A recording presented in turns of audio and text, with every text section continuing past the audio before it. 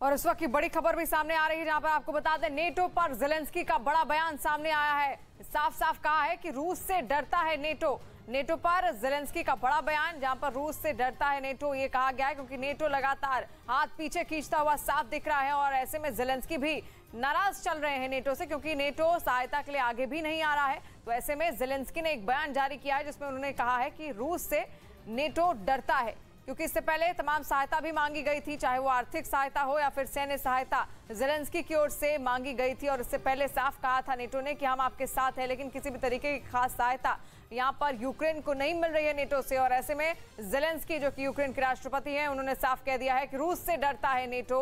ये कहना है ज़ेलेंस्की का। लगातार ये जंग 27 दिन से चली आ रही है और ऐसे में तमाम ओर से सैन्य सहायताएं मिल रही हैं। लेकिन इस बीच एक और बड़ी खबर जो निकलकर सामने आ रही है, आपको बता दें नेटो पर ज़ेलेंस्की का बड़ा बयान सामने आया, जहां पर उन्होंने साफ कहा है कि रूस से डरता है नेटो। ये कहा है ज़ेलेंस्की ने। तो इस वक्त की बड़ी खबर आप देख रहे हैं, रूस से डरता है नेटो, ये कहा गया है क्योंकि नेटो से इससे पहले सैन्य सहायता भी मांगी गई थी, आर्थिक सहायता भी मांगी गई थी और नेटो ने कहा भी था कि यूक्रेन को पूरी सहायता उसकी ओर से दी जाएगी। हालांकि कुछ खास सहायता नहीं दी गई और साथ साथ जब नो फ्लाइंग जोन के ऐलान का भी वादा नेटो की ओर से किया गया था, लेकिन वो भी नेटो की ओर से नहीं किया गया, जिसके बाद अब ज़ेलेंस्की का बड़ा बयान सामने आया है, जहां पर उन्होंने साफ कहा है कि रूस से डरता है नेटो।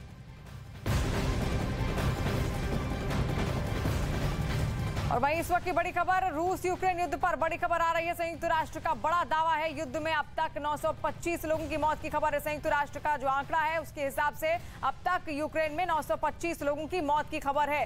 हालांकि ऐसे कई सारी मौतें अभी अनरजिस्टर्ड भी होंगी, क्योंकि भीषण तबाही लगातार यूक्रेन में देखने को मिल रही है। और तस्वीरें भी आप देखिए, सोचिए इसके भीतर जो लोग मलबे में फंसे होंगे, दबे होंगे, कितने सारे होंगे। और अब फिलहाल जो आंकड़े सामने आ रहे हैं संयुक्त राष्ट्र की ओर से, उसके हिसाब से 925 लोग इस युद्ध में शिकार हुए हैं, मौत का शिकार हुए हैं। मौत की घाट उनको उतार दिया है रूसी सेना ने, क्योंकि लगातार उसकी ओर से बमबारी की जा रही है। हर रिहायशी इमारत को निशाना बनाया जा रहा है। और 27 दिन आज हो चले हैं इस जंग के, लेकिन अब भी 1 महीने लंबी लगभग ये जंग खिंच चुकी है, लेकिन खत्म होने का नाम नहीं ले रही है।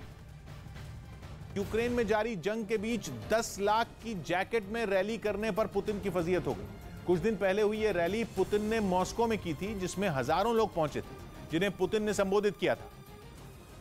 लेकिन इस रैली में पुतिन ने जो बातें बोली उससे कहीं ज्यादा उन्होंने जो जैकेट पहनी उसकी चर्चा हुई। लेकिन इस चर्चा में पुतिन की तारीफ नहीं बल्कि उनकी आलोचना की गई। दावा किया गया कि पुतिन की जैकेट की कीमत 10 लाख रुपए है और सोशल मीडिया पर इसी वजह से उनकी फजीहत हुई। एक महिला ने दावा किया कि पुतिन ने जो जैकेट पहनी वो इटली के मशहूर ब्रांड लोरो पियाना की है।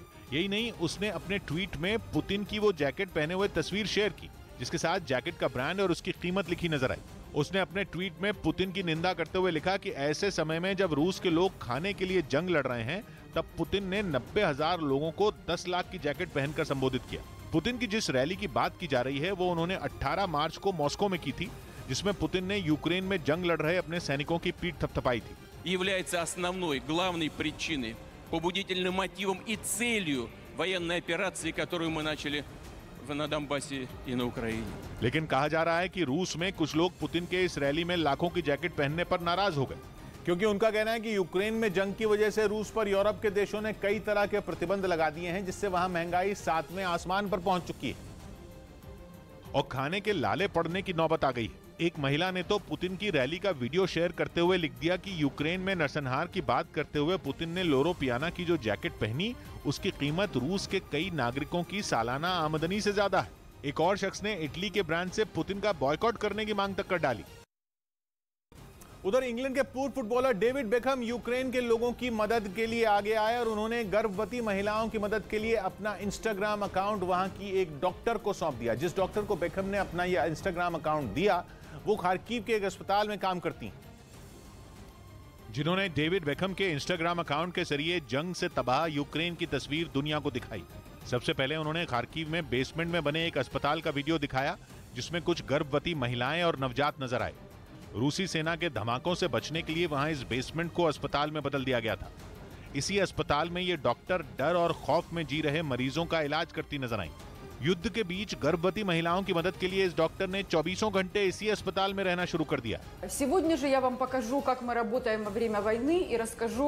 इस अकाउंट के वीडियो या तस्वीरों से जो भी कमाई होगी उससे गर्भवती महिलाओं और बच्चों की मदद की जाएगी। I'm handing over my social media to Irina, यही नहीं, डेविड बेकहम ने दूसरे लोगों से भी यूक्रेन की मदद करने की अपील की।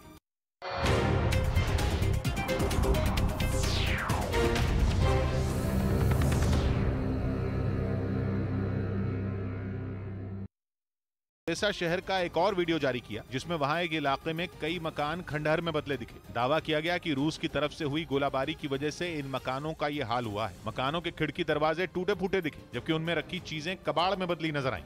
वहीं रूस से जारी जंग के बीच यूक्रेन की कुछ महिलाओं ने भी हथियार उठा लिए। बताया गया कि अब ये महिलाएं भी रूसी फौज से मुकाबला करेंगी। इन महिलाओं का एक वीडियो भी सामने आया जिसमें 4 महिलाएं हथियारों से लैस नजर आईं। उनके हाथों में ऑटोमेटिक बंदूकें थी। इन महिलाओं ने एक वीडियो संदेश भी जारी किया जिसमें वो अपने देश के सैनिकों का समर्थन करती दिखी। एक महिला ने तो यहां तक कह दिया कि वो रूसी सेना को करारा जवाब देने के लिए तैयार है। खबर है कि बेलारूस ने रूस की मदद के लिए अपने सैनिकों को भेजा था, जिसके बाद इन महिलाओं ने भी हथियार उठाने की ठानी। इस बीच यूक्रेन के राष्ट्रपति वोलोदिमीर ज़ेलेंस्की ने यहूदियों के नरसंहार का जिक्र कर इजराइल से मदद की अपील की। ज़ेलेंस्की पहले अमेरिका और कनाडा की संसद को संबोधित कर चुके, अब बारी इजराइल के सांसदों की थी।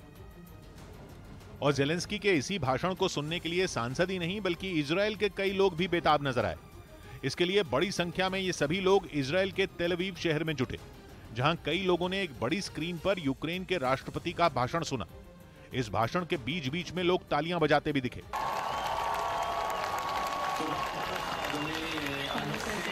इस दौरान यूक्रेन के राष्ट्रपति ने रूस के हमले की तुलना 80 साल पहले हुए यहूदियों के नरसंहार से की।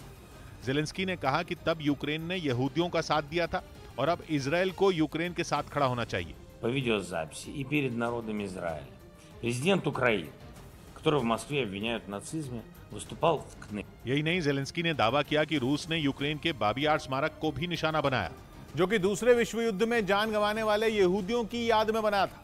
ज़ेलेंस्की खुद यहूदी और उस नरसंहार में उनके कई रिश्तेदार भी मारे गए थे। ऐसे में ज़ेलेंस्की ने अपना ये दर्द भी इजराइल के सांसदों के सामने रखा। और यूक्रेन के राष्ट्रपति ने दावा किया कि अब पुतिन भी हिटलर की तरह यूक्रेन में नरसंहार की तरफ बढ़ चुके हैं। ज़ेलेंस्की की ये बातें सुनकर इजराइल के सांसदों ने भी यूक्रेन के लोगों के लिए अपनी सहानुभूति जताई। साथ ही रूस के हमले को उन्होंने गलत बताया।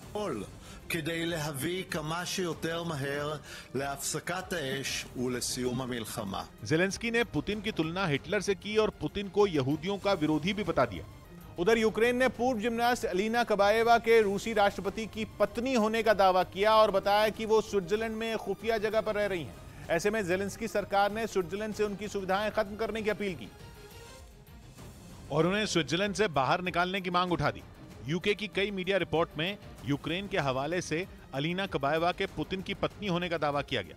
कहा जा रहा है कि यूक्रेन पर हमले से ठीक पहले व्लादिमीर पुतिन ने उन्हें स्विट्जरलैंड में किसी सुरक्षित ठिकाने पर भेज दिया था, लेकिन अब वो रूस और यूक्रेन युद्ध में बुरी तरह फंस चुकी हैं। खबर है कि वहां के लोगों ने अलीना को स्विट्जरलैंड से बाहर निकालने की मांग तेज कर दी। बताया गया कि स्विट्जरलैंड के लोग उन्हें इसलिए अपने देश में ठहरने की जगह नहीं देना चाहते क्योंकि उनका मानना है कि अलीना के रिश्ते यूक्रेन को युद्ध में धकेलने वाले पुतिन से हैं। एक खिलाड़ी के रूप में उनके नाम कई खिताब और मेडल शामिल हैं। सफल जिम्नास्ट रही अलीना कबाएवा ने ओलंपिक खेलों में गोल्ड मेडल भी जीता है।